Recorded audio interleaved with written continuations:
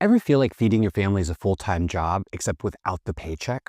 One minute, you're food prepping with high hopes. The next minute, your toddler's throwing broccoli heads like it's a dodgeball match. What if I told you that food prepping for a paleo diet is way easier than you've been making it so far? You don't need half as many cookbooks as you already have on your shelf. And not only is it going to taste better, it's going to fuel you better, and it's going to save you time. This is what we're aiming for today. Hi, I'm Dr. Will. I'm a family wellness chiropractor. I've been helping families unlock their God-given healing potential for over a decade. And our family lives a relatively, eats a paleo diet. And we've done that from, well, for probably the last 10 years now. And more importantly, we've done that for our entire family. Our 2.5-year-old has been raised up on this. She doesn't know anything different. When we started to introduce foods for her, she just ate whatever we ate, obviously in a minced up and squished down version. But she's always only eaten a paleo diet, which she doesn't even know what sugar and processed foods taste like. So this can work for you as well. Today, we're going to talk about how to do meal prep for your family so that you can have healthy, clean meals every single meal out of the week without spending every hour of your day in the kitchen. Now, I'll be honest with you. When we first got married back in the day, we spent way too much time cooking fresh meals every single day. We had all of the different cookbooks, and we wasted so much time and money and energy on ingredients that we're only going to use a few times because of this one special recipe that we wanted to try. But switching over to a food prep strategy dramatically simplified things for us and made it a lot easier and a lot faster. And now we eat healthy every single day and we don't even think twice about it. Now, the way that most people do food prep wrong is they think that they have to cook entire meals in advance. Now, if you're going to make a chili during the winter, you're going to make a chili and you're going to save that for the rest of the week. You should probably make the entire chili in advance because then you only have to warm it up every day, right? Soups are the same ways. If you're gonna do a casserole, you can do that too. But I don't create and make an entire salad or an entire stir fry every single time that I want to eat. What we do is we prep individual ingredients. So what that looks like is getting all of your vegetables chopped up ahead of time. So if you're going to have, that you're going to have carrots in a salad, you're going to have carrots in a stir fry, you're going to bake some carrots later on in the week for a nice dinner, go ahead and chop those up ahead of time, put them in a container, put them in the fridge. Now you've saved yourself 5 minutes when you go to stir fry. You've saved yourself 5 minutes when you go to make your casserole.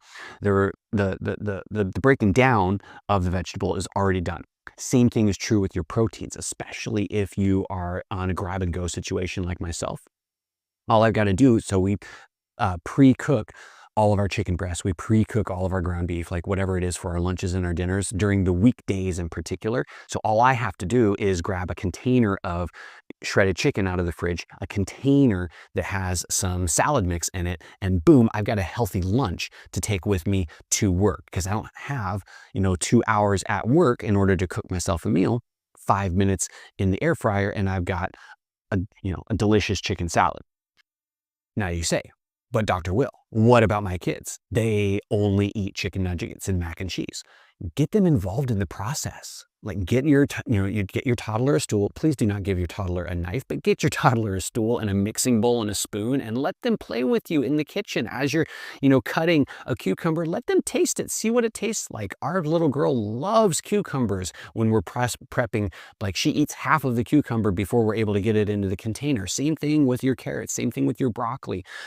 So as you're preparing your food, get your kids involved in the process. And one, now the texture isn't new or different to them. They understand where this is coming from. And two, they're more likely to do this later on down the road because cooking with mom and dad is fun.